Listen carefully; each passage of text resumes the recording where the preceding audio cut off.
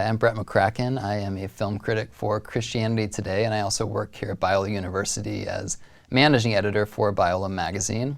I am honored to be here hosting a discussion for the Center for Christianity, Culture, and the Arts. Today we're going to be talking about 2013 films. Some of the best films of the year. We're around the time of the Oscars and all the award shows right now, so there's a lot of talk about what were the best films of the year. We're going to take kind of a perspective of the Christian lens on these films and what were some spiritual themes, what were the areas where God showed up perhaps in these films. So let me introduce our panel to start off with. Let me start with Nate here on the far right. Nate Bell, he is a Biola alumnus. He studied film production at Biola and film historiography at Chapman University. A former film critic, he now teaches at College of the Canyons and Azusa Pacific University. So thanks, Nate, for being here. Thank you. Pleasure. To my right here is Lisa Swain. Lisa worked in the entertainment industry for 15 years as a filmmaker before shifting her focus to academia about 9 years ago. She now teaches at Biola film production and criticism and is currently working on her PhD in media psychology at Fielding University. That's right. And then to my left is Mack Hayden, who is a student at Biola, and he is a freelance arts and entertainment writer. He's written for magazines such as Paste, Christianity Today, Relevant, Curator, Filter, in addition to writing and editing for Biola's student newspaper, The Chimes. So glad to have you here, Mack. Thanks for having me. So to get us started with this discussion, I thought I would just throw out a question to each of us about maybe talk about one film, one or two films that you thought were particularly spiritually significant that came out in 2013. Interpret that however you want to, but I think that'd be interesting to see what we would each say. So maybe we'll start with you, Sure, Nate, and then just kind of go around. Well, I think you're right to frame it that way. It's a very subjective question, isn't it? What is spiritually significant? It's not something that you can kind of objectively say. So you have to, what you're really asking is what films moved me personally, what films brought me into an awareness of God, and so forth.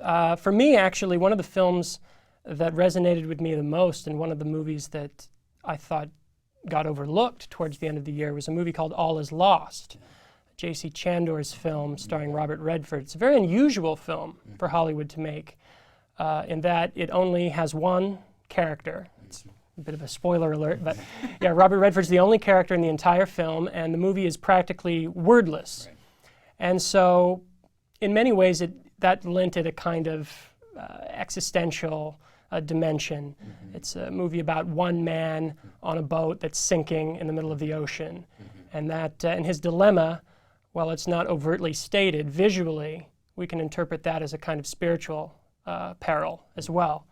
And so it's a fascinating movie in that it forces you to really pay attention to the visuals and to the actor's face and what those are saying to us. It's a movie that does not explicitly invoke God, but a certain presence can be sensed, especially the ones that depart from the small boat and go under the boat or over the boat at the end. And it's kind of a blank canvas in which you can write your own interpretation onto it. For me, the lesson, I think, is that you have to be able to, you have to be willing to give up everything before you can be saved. So there are a lot of different ways you can interpret it, but on a very surface level, I thought it was a very exciting film visually. It felt like a back-to-basics exercise. Okay, let's try and tell this story using cinematic grammar and not relying on things like dialogue or music as a crutch.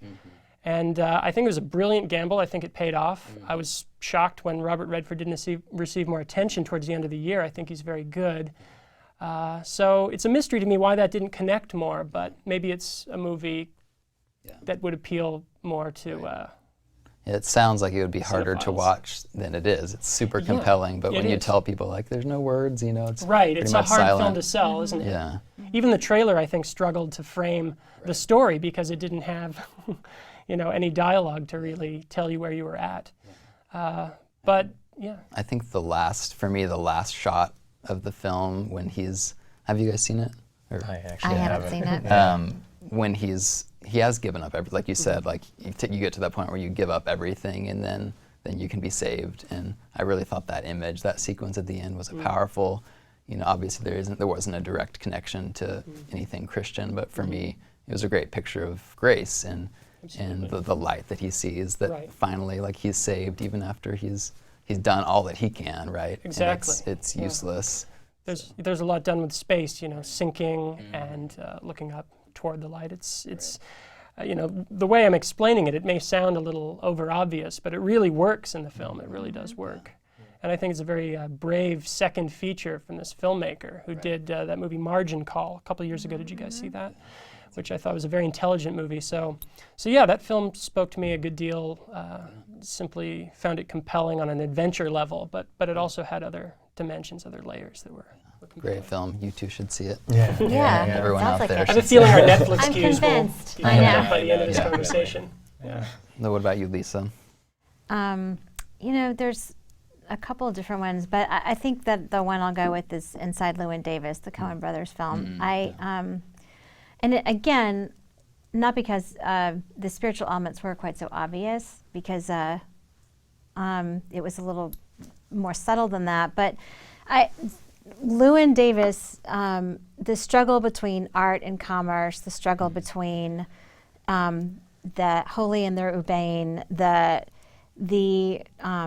trying to hang on to humanity while you're trying to tease out those types of dilemmas. I felt for him. We were talking before we started recording about the Coen brothers, and I don't always feel for their protagonists. Sometimes I feel like they keep me at an arm's distance, and I can be quite ambivalent as to what happens to these people. But it was a whimsical choice to just kind of throw a cat in there and just see what are people going to make of that metaphor, and because it could have been a dog, it could have been any, but because a cat is sort of something warm you have to care for, but it can be sort of, it doesn't necessarily always warm up to you. And he, he had a partner who committed suicide. That was kind of his one shot at success. So he's trying to find himself now, and he kind of has this loose hold on his connection to humanity. But as long as he's caring for that cat, I have hope for him that he will actually join the rest of us at the table. But he's trying to do something that's really very difficult. He's trying to maintain some sort of artistic integrity while living in a world that doesn't necessarily honor that. And as a Christian, I feel that tension a lot. I'm trying to maintain my my faith in a world that doesn't always respect that or reward it. And so I felt for Llewyn. Yeah. I wanted him There's something magical that happens when he actually plays his songs, and I think we're meant to really be drawn into the soul of those songs. And after he's finished performing those, he kind of snaps back into the selfish person that he is. So there's a kind of disparity between the kind of person he is and the type of art that he's seeking to emulate. Yeah. I thought, just thinking of the Coen brothers' larger filmography, and I feel like a lot of times they're dealing in terms of almost like a Jewish sensibility of like God and God and His people, and they have kind of a interesting conflicted relationship. I feel like with depicting God as some sort of distant, arbitrary deity who delves out blessings very arbitrarily. Like someone like Llewyn gets the short end of the stick, where like someone like Bob Dylan, who is depicted at the end of the film, he's obviously Bob Dylan. He gets everything that Llewyn is aspiring to as well. And in some of their other films, I feel like there's that sense of justice and like, why do some people get a blessing in their life and others don't? And those are difficult questions, obviously, for people of faith to wrestle through. And That's great, and it's true too. They really came out after A Serious Man as people who are deeply interested in theological issues, and that was a very revealing film, a very risky film for them to make. And so after that, I always had a sense that they were moralists and intellectuals, pranksters perhaps, but A Serious Man was something that really opened my eyes. Deeply religious, deeply Jewish. It kind of helped me reframe their entire career. And so I guess, high expectations for every Coen Brothers film after that. And so, I think this film didn't find as wide an audience as they were hoping. It didn't. Another one that seemed to slip through the cracks, and I wonder why. Maybe it was just too I saw a lot off. of people on social media just saying like, wow, that was a downer. Like, that was so bleak. On the surface, And it's I not just- an appealing film. Right.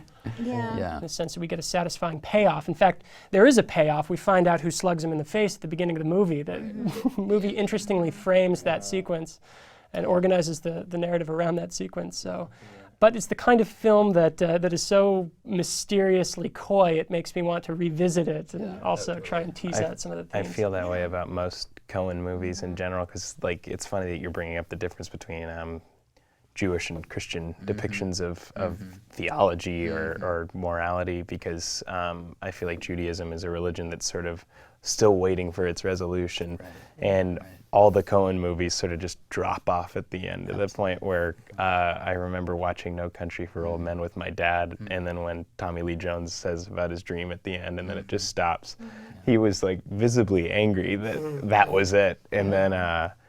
But yeah, so the same goes for Llewyn Davis, that I feel it just sort of stops, and what ends up happening with those movies, especially A Serious Man's ending too, is just when you first watch it, it's, what did I think about that? But the more you have time to revisit it in your mind, so rich. it gets so much better. You realize that there's no detail put in there accidentally. Everything is very well thought out and planned, and so every touch, every detail has a purpose and works toward some kind of collective theme. Yeah, I already want to see it again. I hadn't thought about it for a couple months, but yeah. Well, for me, there were two that came to mind, and I'm just gonna go for both of them because I think they have related themes. And it's Her, the film by Spike Jonze, and then To the Wonder by Terrence Malick, who I saw that one coming. Of course, Saw that one was coming, Brett. predictable for me, and Malick's kind of my guy. But so Her, I feel like for me it was just a really powerful meditation on incarnation and just the transcendent aspect of like physical presence. And the film, obviously, it's about a man and his relationship with a digital device, his smartphone. And so it sets up this examination of, well, can love happen between an enfleshed person and kind of a digital deity, if you will? I mean, she is kind of like a deity. She is all-knowing. Her knowledge is infinite, which ultimately is kind of the undoing of their match because he can't relate to that. But anyway, I felt like the movie ends with kind of a statement about just the value of being present to the world around you, and especially in our world today, which is so mediated and increasingly there's so much technology grabbing at our attention, and people are more interested in walking down the street, like looking at their phone and texting than looking around them at the beauty around them. And I feel like that film kind of lands with that beautiful scene of them on the roof, just kind of looking all around them and looking out together rather than looking at a device or trying to bond with some sort of escapist media. So you didn't think they were going to jump off the roof? Are there people that think that? That's, Maybe one or talk two. about bleak. Yeah. Yeah. I mean, and To the Wonder, Malick's film, I feel like it's also a film about love and the difficulty and the complexity of making a relationship work. And like Her, you kind of see a relationship at its like peak and the kind of euphoria of that connection. And you also see the gradual kind of disconnection that can happen. But at the end of the day, I think To the Wonder as well kind of lands in this space of like being aware and being present to the wonder around you, to the beauty around you. And ultimately love can't be an insular thing where it's about pleasing yourself or like making your needs fulfilled. It's about the other and about seeing beauty in the other. And Javier Bardem has such a great closing kind of monologue at the end where he plays a priest, and he basically like talks about seeing the face of Christ, seeing God everywhere in the mundane, everyday realities of the world. And the film is set in kind of an ugly part of the Midwest in Oklahoma, which I'm from Oklahoma, so I can say that. But I never would have guessed it was ugly. Yeah, I know, right? And Malick's camera and his gaze is just, he captures the beauty everywhere. And I think the style of it reinforces the point of what he's trying to say about like be aware, like look for the beauty around you because it's there even when you don't think it is. So. Even when you're leaving someplace like Paris Right. to come to Middle Right. America. Yeah, I think the best moment perhaps in the film is that transition from Paris to the plains where there's like a horizon shot of the ocean at Mount Saint-Michel in France to the plains of Oklahoma. And yeah, it's And glorious. the shopping malls. The shopping malls. The strip malls. The strip and- malls, the Sonics, you know, all of. Right. Yeah. This was maybe you can correct me if I'm wrong, but this was the first Malick film that was not either a period piece or, I mean, it was the first one I think that took place all the time in a kind of mundane present. And so that presents a particular challenge to a visual filmmaker. How do you transform something so ordinary into something transcendent? And I think, you know, for the most part, he succeeds magnificently. But his style has progressed in an interesting way too, in terms of cutting, and I think that he's basically an avant-garde filmmaker making movies on a larger scale, and that could also put off, I don't want to say the ordinary viewer, because here's another film that I think failed to find a wider audience, and there are a bunch of different factors that play into that.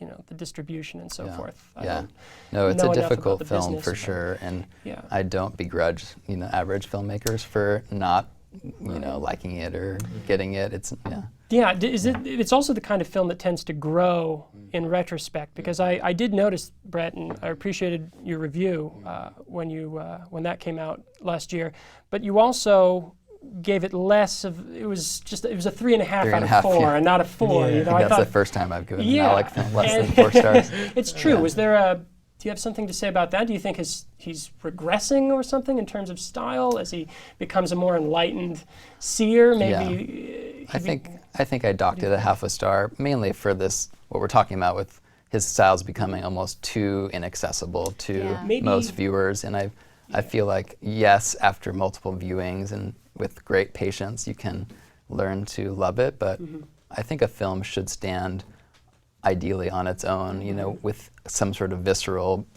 draw on the first viewing, and it shouldn't be a chore to sit through. Right. That first experience is really important. Yeah. I was with some friends, and I was always wondering whether they were really bored with the film as it was happening, or whether they were enraptured. It's very hard to sort of guess what they're thinking. And I think with Malick, you almost at times suffer from too much of a good thing. The tone is so sustained throughout, it almost becomes monotonous, but there's no variation in terms of pace. It's all very kind of, I don't want to say flattened out into a style, but there's no change in emotional temperature. It's kind of at an even keel throughout the entire film, and so that could be challenging. I think in contrast to like The Tree of Life, for example, which had such like strong moments of like emotional up and down, and the universe creation, and then like the intimacy of a family in Texas, and you have the intimacy, and you also have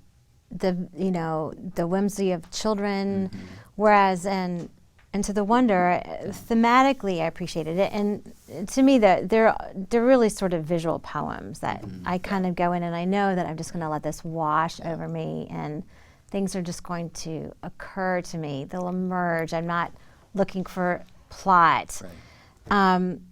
But there was just a little, for me, following a female dancing. You know, there's the poetry of Got that. some flack for the dancing, the Right, twirling, and kind of the twirling, and you know, I'm sort of in a different camp. I'm starting to feel like he's repeating himself I agree with that. with his filmmaking, and so it's not as. But I appreciate the themes. Yeah, you know, he's beautiful. It's unfortunate. You know, we kind of hope, we pray for a filmmaker with a truly Christian sensibility to come along, and when he finally does come along and makes the kind of films that he wants to make and the way he wants to say them, we're like, oh, maybe that was a little too much, you know, maybe you could kind of ease up. And it's not exactly going to get the audience of like a Fireproof. Or Right, exactly. Yeah. That's kind That of makes me sad. frustrating. Although the cover of the DVD looked like it could be the cover I know, of right? Fireproof. That DVD Lifetime cover was movie. so bad. What I miss about To the Wonder is the early Malick sense of darkness, even. One that he's, I think, shed a little bit more with each successive film.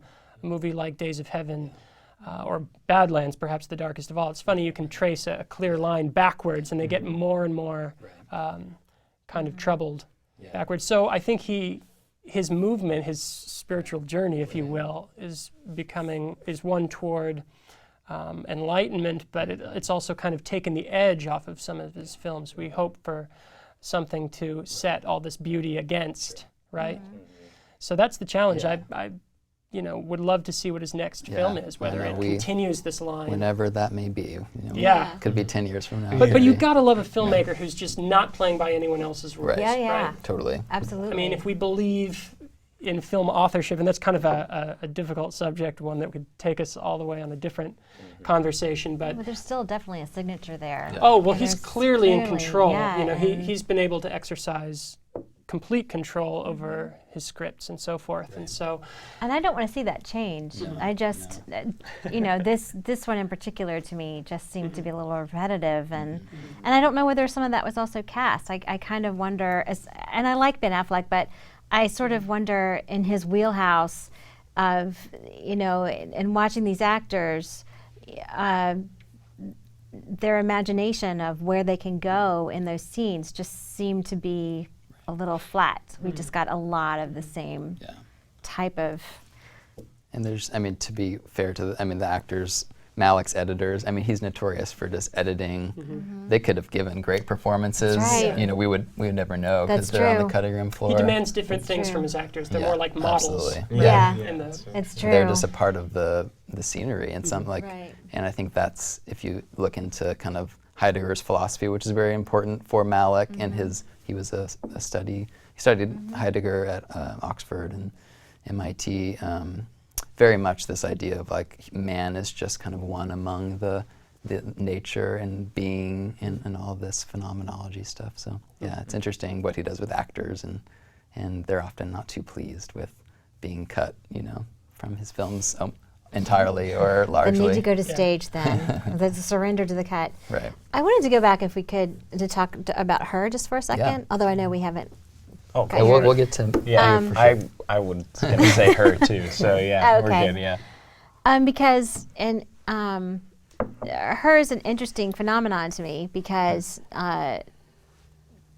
it is as a culture we're told, women are told and men are told that you are visual creatures, and we're reminded of that constantly. And yet we've got this story where it's a disembodied relationship, where he doesn't have, in fact, when the opportunity to have someone in the flesh comes to bring a presence, a physical presence, he doesn't, he's turned off by it. In fact, the audience, it's a very uncomfortable scene. Right, yeah. And I find it, I have know a number of men that are very drawn to that movie, and I'm really very curious about that, and I'm very encouraged by it. But I just wanted to know if you guys, I've got 3 guys here, could speak to that, because I think that deserves to be looked at. What is it that resonated with you about this relationship? Because he's very vulnerable in this film. He's very vulnerable, and there's no visual element except what might be in his mind. Yeah, it's interesting. To me, it reflects almost like an extension of our digital age, where we're almost becoming more comfortable with disembodied connection. And if you notice his physical interactions with people in the film, whether it's his friend or the woman, the surrogate at the end, they're very awkward. It's like he doesn't feel comfortable in that incarnational physical interaction. So I don't know if I think visually he probably still is drawn to that, but it's just the physical, I don't want to have to touch someone or be present with someone. And there's kind of a disturbing element to that too, with our culture of pornography and just, it's very plausible in showing the way for sure that it depicts that society that isn't so different from the one we're living in now. And actually, I think one thing to mention is that the film originally begins by giving us access into some of his visual fantasies. But remember that scene? And from then on, though, I don't think we have access to his fantasies, and that's also something, that's also another truism of men, but not exclusive to men, is that we have a tremendous capacity for fantasy, visual fantasy. So because we're not given access to his brain during these interactions with his disembodied OS system, what do they call it in the movie? I can't remember. But because that element is closed off, we can only guess as to what he's visualizing while he's interacting with. And I mean, in his more intimate scenes with Samantha, the phone, like you have to believe that he's got some very visual things going on. So he's probably thinking of someone. I don't know if it's actually Scarlett Johansson. Right. But it could be anyone. Yeah. So the relationship he's able to have. So I guess what I'm. So I guess what I'm trying to get, wonder. That's the word I'm looking for, is if how satisfying can that be? I'm really destroying this. I don't really know where, but there's a question in here somewhere of how is it possible for that to translate into a flesh and blood relationship where there is, because obviously he's able to find this very satisfying without having some sort of person to visualize it with. So is it, I don't know. I think it's safe to say he's attracted be to her editing that voice out. and her personality, artificial though it is.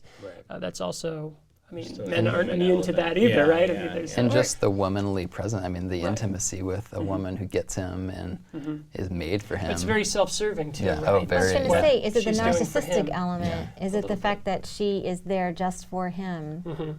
Right. And notice his sense of betrayal when he finds out that she's been cheating on him with 100 or so others, thousands, I can't remember exactly what. Well, it occurs to me too that, you know, we tend to look at God, we tend to, as though we would like God to be like Scarlett Johansson, in that he or she is only there for our fulfillment. But that ends up being a very inadequate God in the end. That ends up being, as much as that is a fantasy, that's actually sort of our worst dreams come true. That actually ends up being really unsatisfying, that God is there just, you know. Who would want a God that who would is want a just God? about pleasing you? Right. Yeah. It's the, that's a scary old thought. adage of, hell is getting what you want all the time. Right. Yeah, very interesting. Well, I want to move on. So, Mack, you can share your thoughts. Definitely, I really loved Llewyn Davis and her, but the one that I would say was the most spiritually significant to me was Prisoners. And I think it came from the fact that I tend to see spirituality the most palpably when people in films or novels or anything are put into really morally complex situations.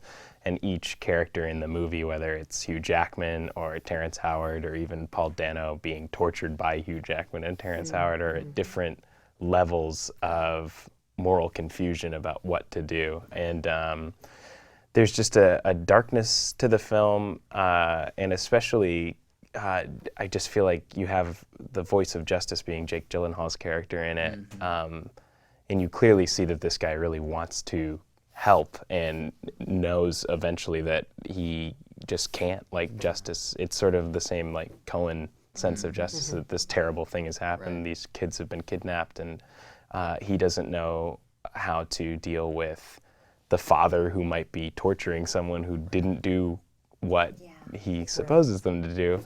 And just the confusion of it all was really, really intriguing to me. And the fact that through it, there's this sense of redemption and justice somehow meeting its end, because once it ties together at the end, there's a way, I feel like anything like this, there's no deus ex machina about it, it does just fall together like, oh, this could have happened, like justice was served, but if it wasn't this circumstance after this circumstance after this circumstance, it wouldn't have. And so I think that was very, just a very Judeo-Christian idea that there was. Absolutely. I like how it worked those ideas into a thriller framework as well. So on one level, it's exciting simply as very gripping. procedural. Yeah. But yeah, sometimes you can catch a glimmer of an artist's faith in their consciousness of evil, the way they choose to depict evil. And for a while I was watching the film because it's very long. It's over 2.5 hours. And difficult to watch in the first half especially, with the scenes that you mentioned, the scenes of torture. Which is usually a huge turnoff for me in a film. However, I kept watching, and I'm glad I did, because at the very end, in the final act, it takes a sharp turn and becomes overtly theological, Right. if you will. I love And that very much. the so. reason behind it forces you to look at a design on the film. And so it really did surprise me in the last few scenes. It takes it in a different direction entirely. I don't want to Yeah, spoil just- it, but Yeah. the- It's Yeah. hard to do in a feature. Yeah. You can do that more in television, but with feature, it's harder to do that, to have that shift in character development. Right, that exactly. complexity. It does. It shifts also in the main characters, where you think it's going to be about a couple of characters, and then it kind of shifts over to another a set of characters and becomes about them as well. It's very tricky how it does It's that. very difficult to do that in 2.5 hours. Yeah, definitely. And not to, I don't want to spoil it either, but just the idea, it reminded me, there's a Frederick Buechner book called Whistling in the Dark, and then when it got to the end, it was just like, oh my gosh, this is incredible. And I completely relate on the whole idea of it being, like, I remember seeing it advertised and not even really wanting to see it, and my family wanted to go because they like thrillers, and it looked like it was just going to be, oh, okay, this is going to be like Taken or something like that. But I was just really set back by how dark and philosophical it was. Maybe that's the answer. Maybe you have to sell the film more commercially and then kind of sneak in a little bit. Yeah, exactly right. Because that film was successful. It was the biggest film of the weekend when it came And out. I think the style, the cinematography by Roger Deakins, it's so beautiful, and it sets such a unique tone that is, it's like not as fast as you would expect. I mean, it's not as like traditional blockbuster it's very thriller. stately and Very stately, but also deliberately very paced. ambient and creepy. So. Yeah, because even though it's long, you never are bored. But it's not as just, oh, what's going to happen next? It's not the Bourne Identity or something. Talking also about how filmmakers able to convey a lot with a little. People afterwards were talking about a particular shot, push in on a tree. Does that ring a bell? Right, which is very ominous, and you're not sure why. I was tense from that moment. Very, very early tense in the moment. film. Yeah, hard to describe exactly how that works, but it's just very shrewd use of the cinematic vocabulary. Well, speaking of films about evil and maybe justice, one film I'd like to talk about is 12 Years a Slave, because it's looking like that's a major contender for the Oscar for Best Picture, and it's already picked up a lot of awards. Very hard to watch, just like Prisoners is in some scenes. I would just like to hear thoughts about that. Evil is very palpable in that film, particularly in one character, Michael Fassbender's character, who's also a man of Christian faith, which we should Which note. makes it doubly hurtful to Although there are other conscientious Christian characters in the film that are a little more sympathetic. Benedict Cumberbatch. And, and towards the end, Brad Pitt's Brad character, Pitt, which that's if right. it weren't for him being kind of stuck in there, the film might be so oppressively dark, so completely evil that. But it's a difficult film. It's a difficult film to talk about too. It's a difficult film to sort of critique in a way, because the subject matter is so important. It's so its message, its history is so essential. It almost makes it in a way critic-proof, right? There is such a thing. But I there were so issues I agree had with with the film. that. But I'll start. It is very difficult to criticize it, because you feel like as soon as you do, you're making a statement that's larger than, that's morally weighted. Right. But it's also, the truth of the matter is that it's difficult to tell a story about slavery or the Holocaust. It's where characters aren't a parody of themselves any longer, and I found that. And watching that film, I felt like I was teetering on the edge of that. I felt, that I'm meeting caricatures, and not to divert the conversation, but actually, Captain Phillips actually helped me see oppressed cultures more compassionately than 12 Years a Slave did, simply because I was dealing with a slice of the pie that I hadn't seen up close and personal before. And so it actually helped me, get inside what it's like to be misunderstood in such a profound, misunderstood is just such an inadequate verb there, but what it felt like to be a part of that culture in a lot of ways more so, even though 12 Years a Slave was a very competent film. Yeah.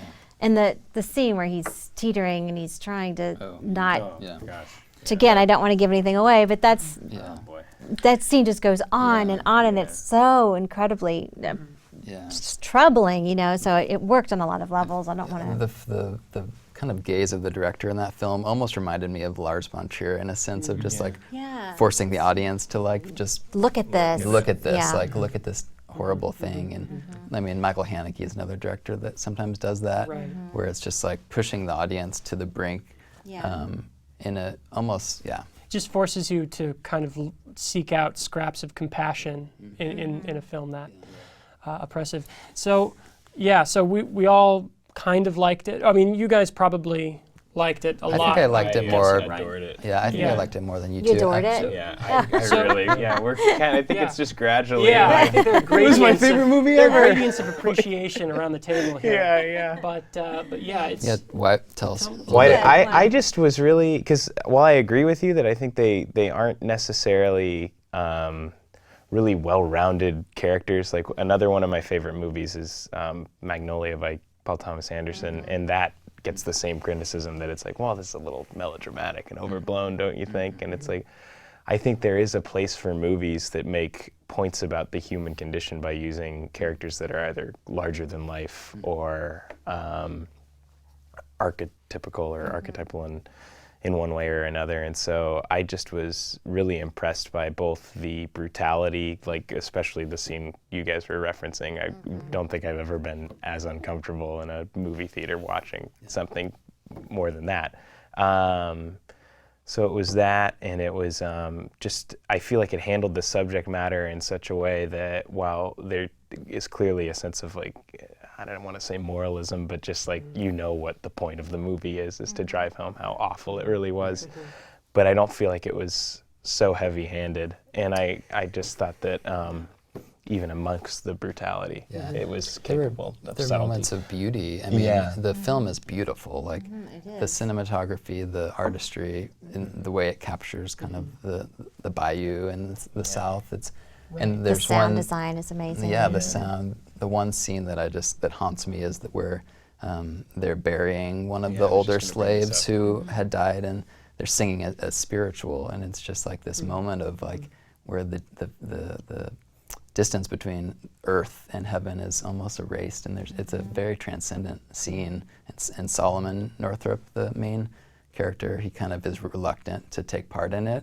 At first, he doesn't really want to sing, as if it's kind of a conceit to his plight or something, but he can't help but be caught up in it, in this heavenless call, to be taken, Jordan Roll, I think is the chorus. One thing I was also, I don't want to say frustrated with, but one thing that I was thinking about after the movie was through is that the film is so persuasively dark, so persuasively oppressive, that when the Brad Pitt abolitionist character shows up, it kind of, that scene sticks out like a sore thumb in a way that almost cheapens what he's saying. It's almost as though the film did not, it was kind of grudgingly putting that character in simply to offer a counterweight. So you have 95% of the film, very dark, visceral, and finally we have the voice of reason coming in, finally interpreting the Bible correctly and offering a kind of Christian perspective.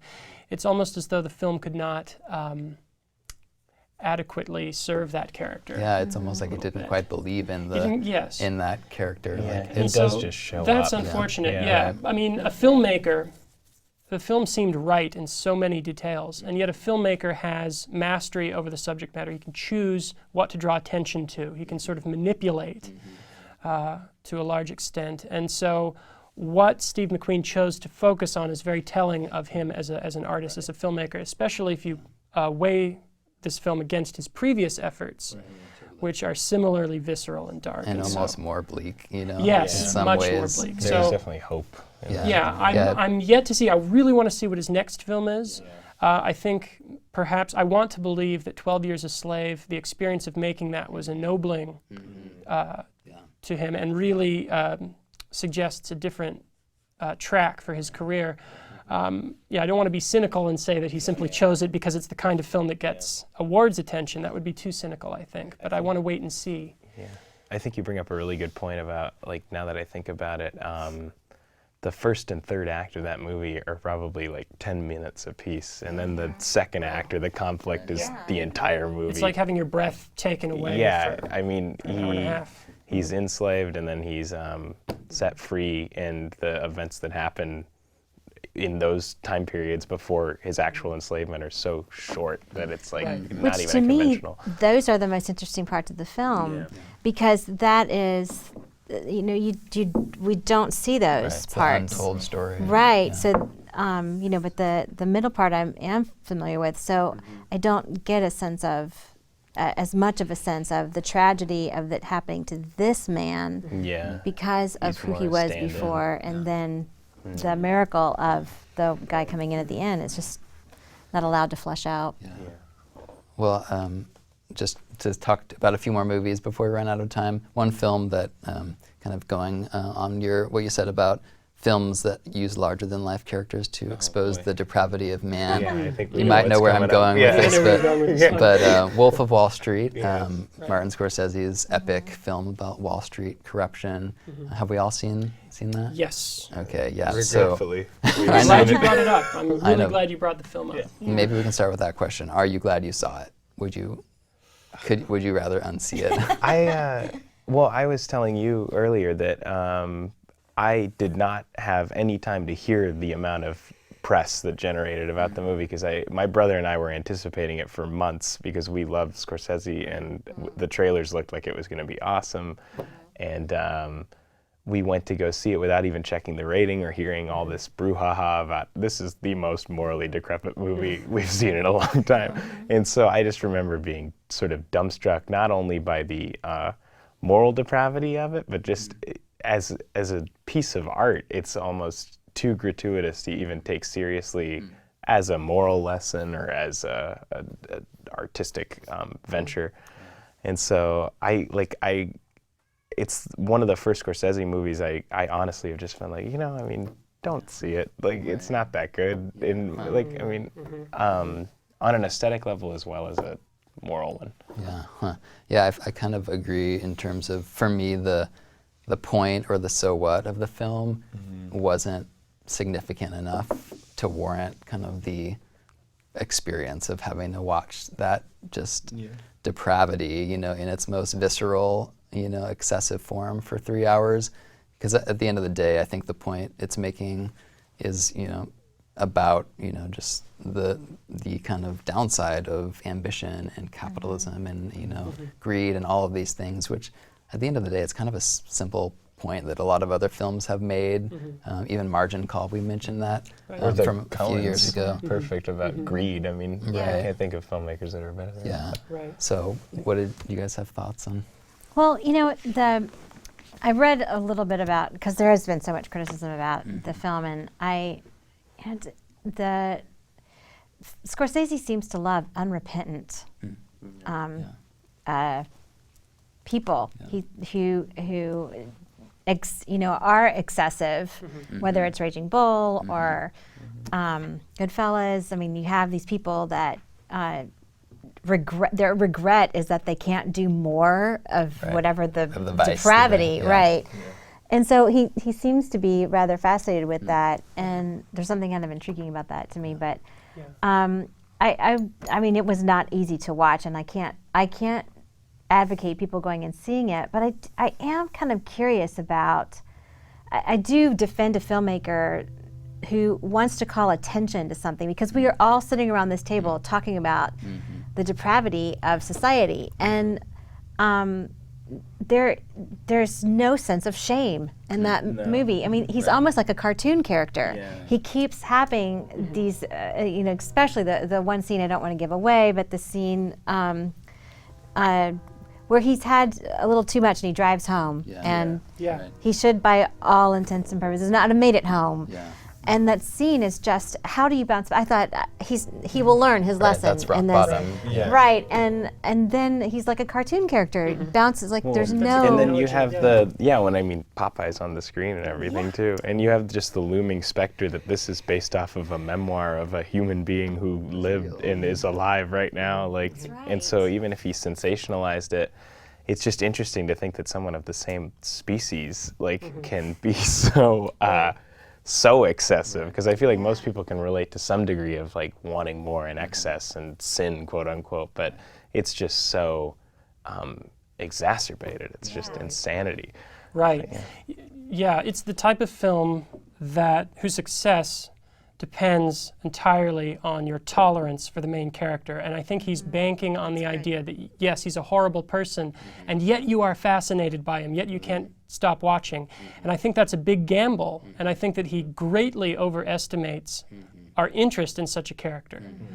And we were talking about filmmakers' journeys, kind of going on we were talking about Malick kind of going on a more enlightened path.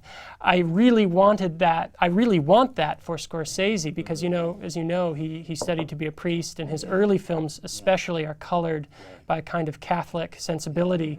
And I think he's successively shed that with each film. And I thought he was going on a more gentler path with a movie like Hugo a few years ago, which is something that I have no problem recommending to anyone.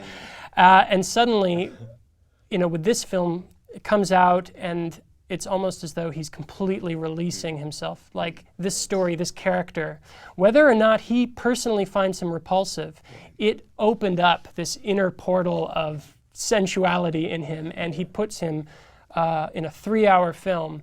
The movie is trying to sell you on the idea that we need characters like this, that we're strangely attracted to characters like this. Right. And so in that sense, perhaps it is moral. Like there was a great debate among some of my friends. Is this movie moral or is it amoral? I think it's moral in the sense that it ultimately frowns on this character's actions, and yet he's morbidly fascinated by him. The camera participates in all of his activities, his orgies, his drug use. And I think it's Scorsese who is ultimately conned by this character. After all, he did pay to have his story told, and he puts him in a cameo in his film. Who got rich off of this movie? Or who got more famous? It's basically a 3-hour commercial for this guy. I agree with you. It just, because the movie is a lie. Yeah. The movie is, there's no other way to look at that. There's no, and as much as he wants to cast light on it, you can't get away from the fact that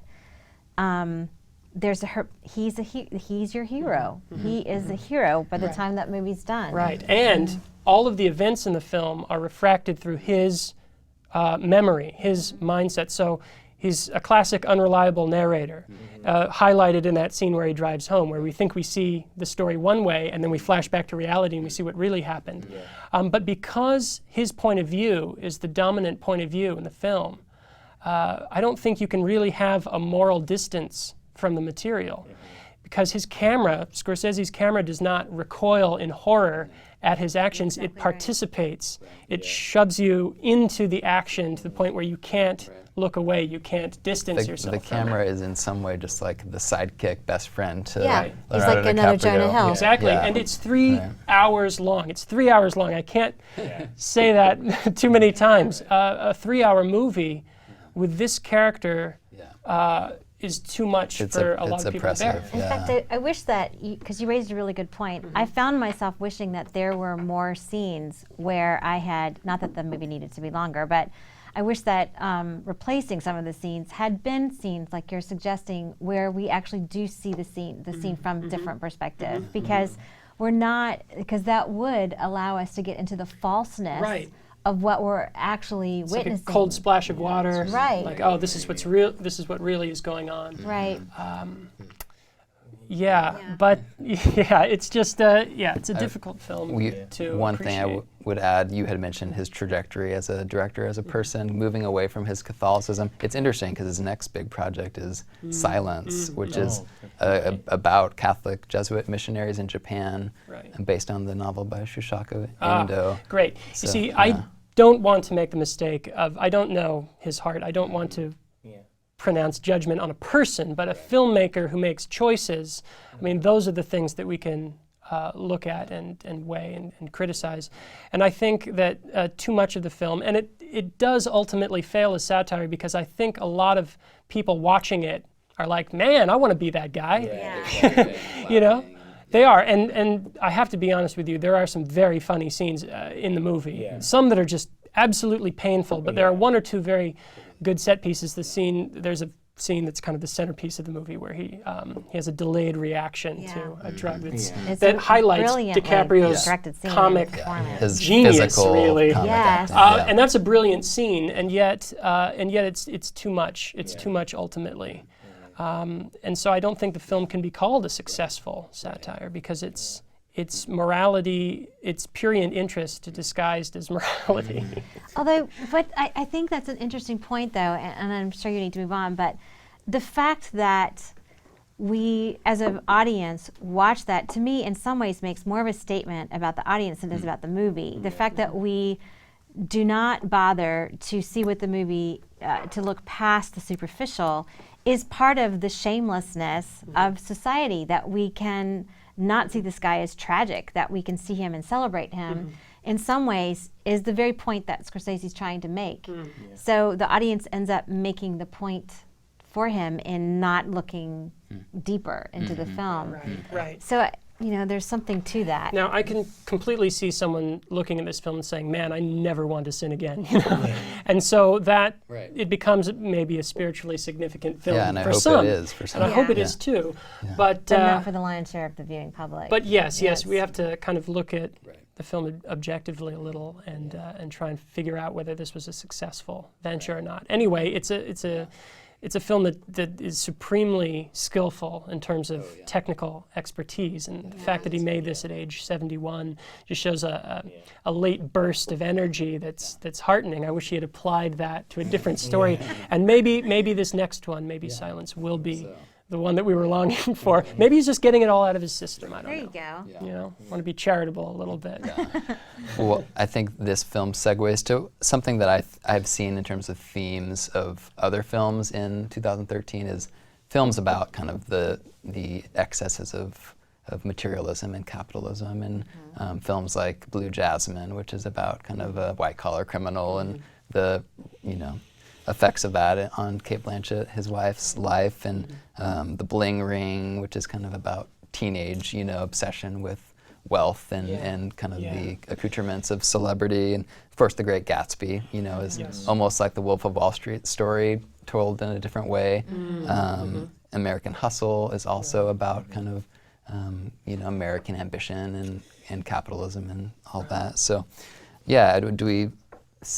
is there anything interesting to note about that in terms of why there's all these films? And even movies like Pain and Gain, which I don't know if you guys saw, but is also about the American dream and the chasing after that and the materialism. It's actually those films that you mentioned, I can sense a kind of collective sigh rising up from them, a deep dissatisfaction with a materialistic culture, and that is heartening if that's truly a trend in the films of last year, and I think it is. Then that's heartening. That's the first step toward realizing, grace, realizing that there's something better than the world we're living in now. Except that, I don't know if the audience catches that, because again, you watch something like The Great Gatsby, and I was always struck by this when I look at the audience's response to something like Mad Men, which is a television show, but that the theme is anti-consumerism, but the response is to wear the clothes. Right. The To throw response Mad Men is parties and dress like them. Yeah. right. And Gatsby doesn't have the same phenomenon, but I just sometimes I wonder in our efforts to tell these stories if we ignite. Because again, we tend to have this superficial approach to it. In fact, you know, Philippians 4:8 gets a lot of attention in Christian circles of, you know, think on these things, and that's one of the reasons why I've had many Christians say that I shouldn't look at something like Wolf of Wall Street. Just to return to that for a second, but you know, the thrust of that scripture is to find the elements in the conversations around us that are good, that are pure, and I think it's incumbent on us to look and educate the church to look and see what is actually being said, so that you don't get that superficial viewing. And we don't want to be part of a culture that looks at these anti-consumerist messages and then walks away with the opposite. Yeah, with throwing the Gatsby party. Right. But I'd like to think that it's a collective sigh, but I don't know if the viewing audience really catches that. As Christians, I hope we do. Sometimes I wonder if, like, I mean, does it need to be a complete collective sigh? Because I feel like a lot of my friends really like adore Mad Men, for instance, and I like Mad Men a lot too, and I really need to catch up. But I think that there is the element of like, let's throw parties and let's celebrate how cool the past was. But when I have conversations about Mad Men with them, there's just this sort of unifying feeling that, like, I feel so gross after I watch that show. Like, not in a bad way, but you just watch these people living their, like, I think there is an awareness of the amoral or I don't know, just the dimension of those characters that's sort of depressing and inhumane. And I actually think it's funny because as far as making points about excess and greed and whatnot, I think the best moral and artistic statement, at least from my perspective, about that wasn't on the big screen, but on the small screen with Breaking Bad coming to an end. And I just... we could talk for a whole other 45 You minutes three about can Breaking talk about Bad. Breaking Bad. I'm going to shut my ears a little bit if Yeah. I've seen the show. But, I mean, Right. yeah. It's another story about American ambition and kind of the American dream and just all the things that can go wrong therein. You know, there's another film that we didn't mention, and I'm not sure if you've seen it yet. It's still lingering in theaters, and I'm convinced it is going to win the Best Foreign Film Oscar, and that is a movie called The Great Beauty, a movie by Paolo Sorrentino. It's an Italian film. And this is also a story about a man who is becoming tired of his lifestyle. He lives in luxury. He's a journalist, very glamorous.